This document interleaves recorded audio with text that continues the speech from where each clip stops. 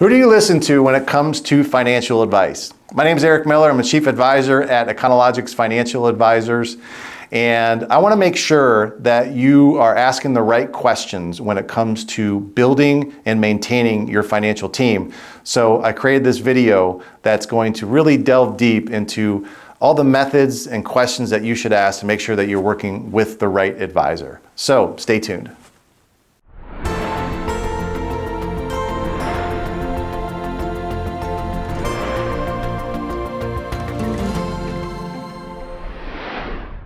There seems to be some controversy recently, at least that I've heard, on who are you taking financial advice from, and there just seems to be a lot around this, like picking the right advisor or making sure that you're getting the correct advice. So as a financial advisor for the last at least 12 years, it's been very interesting to me to see how people choose who they're taking financial advice from.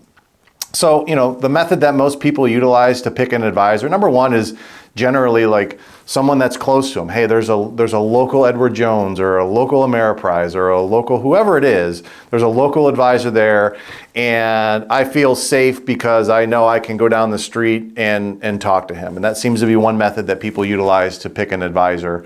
Another method would be just like using a referral. Hey, my buddy in college, used this particular person, and I guess he's doing okay for them. That seems to be another method. Or maybe a parent. If a parent has an advisor that they've worked with for a period of time, then that seems to be a method. And look, I'm not discounting all of these methods because I think the power of referral and you have a good name and people recognize that, and you do a good job for someone, they recognize that, they want to pass that on to somebody else. I just think that as a practice owner, you have to be very careful who you are taking advice from. And the reason I say that is that you are not like everyone else. You're not like your parents. You're not like your college buddy. You're not like, your friend that, works for, an IT corporation. You are a practice owner, and not all financial advice is alike. And I know that seems to be very popular nowadays, is that where can I go to get really good financial advice? And it kind of makes me crazy because, look, not all financial advice is alike. Someone paying off their debt may make sense. Someone else, it may not make sense depending on what kind of debt it is. So it's very circumstantial, and you really have to make sure you understand the circumstances of that person and where they're at. So I want to make sure, number one, is that when you are looking to follow financial advice, especially if you own a healthcare practice, the first thing that I would ask myself is, does this person work with other practice owners? Do they work in this industry? Do they know the nuances of my industry? And the reason I say that is because most of you that are working with a personal financial advisor, I think forget that your business is your biggest investment by far. That's one of the first things I learned when I was working with practice owners, is that if I'm going to give financial advice to a practice owner, I got to know something about their biggest investment. And it's so important to know that because there could potentially be hundreds of thousands of dollars of money. Or number one, if you have a practice, there's likely hundreds of thousands of dollars that are coming in and out of that business. Sometimes millions for a lot of you. And where does that money go?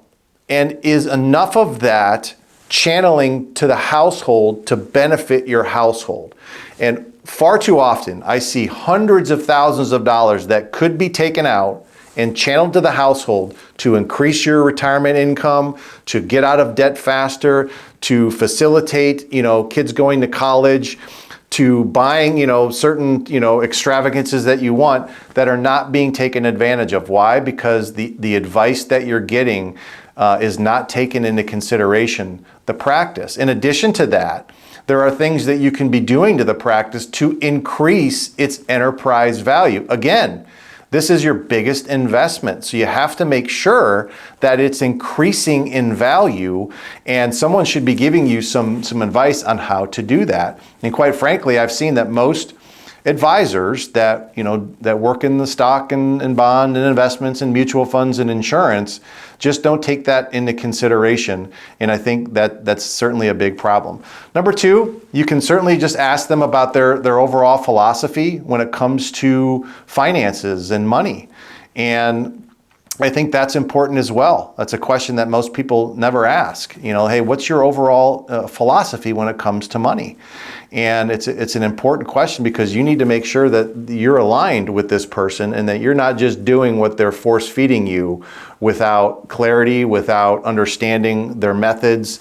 And I think that's an important factor too. Number three, you have to ask for financial metrics and measurements. Do they have methods and measurements to measure your progress along the way? I'll give you an example of this. Most of you are healthcare owners.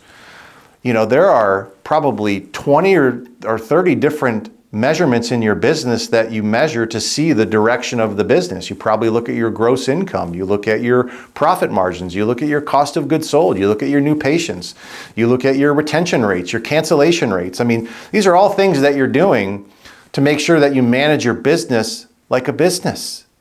But what are you doing for your household to measure that? And there are probably, 15 to 20 different financial metrics that you should be tracking to make sure that your household financially is moving in the condition that you want it to.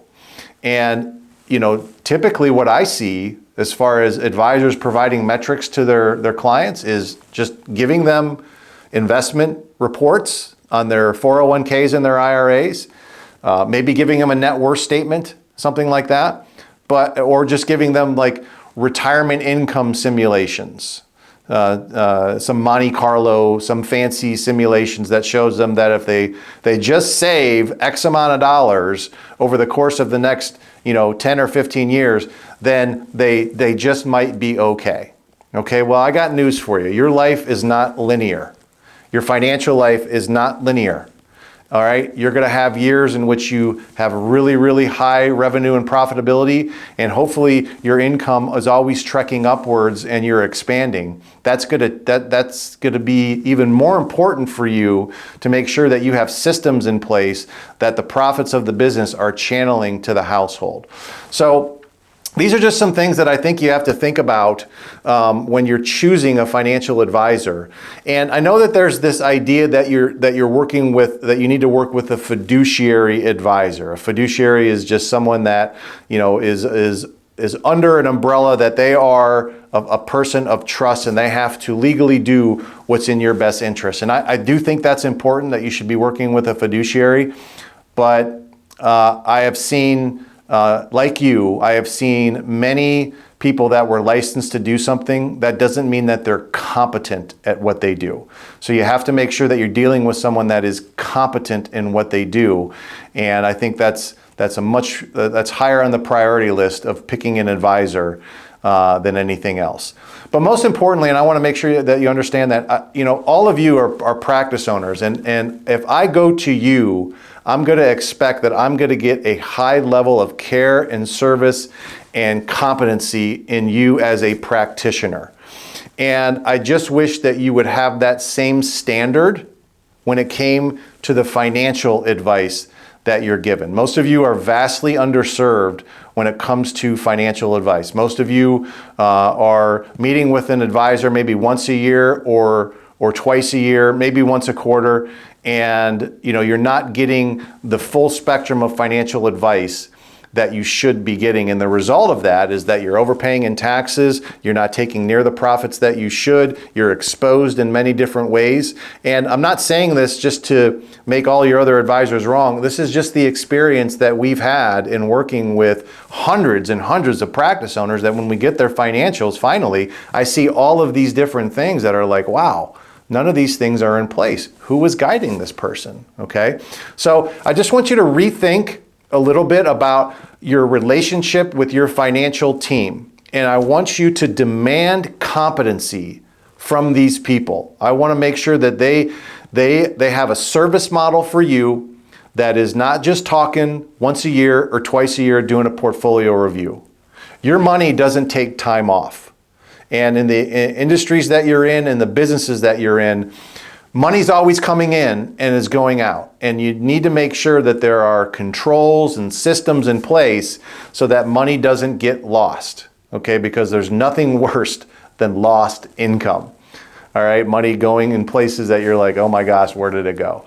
So I wanted to make this video just to make you think a little bit. And I wanted to make this video so that maybe you start to analyze and ask some questions of your financial team that really put them on notice that, you know, my future, my financial future is very important to me. And I know that your financial future is very important to you.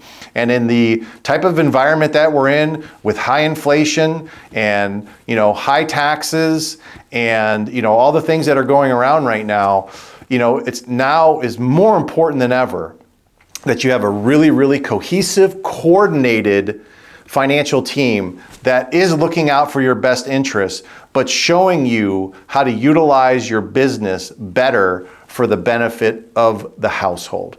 So that's what I wanted to communicate today. I hope that makes sense. If you have questions, then you can always reach out to us and ask questions. We have free consultations, we have assessments, we have downloads that you can watch on our website. Do anything right now. Take any action at all that's going to improve the future trajectory of your household. But I do want you to start questioning what you're doing and make sure that you're paying attention to your money. Okay, thanks.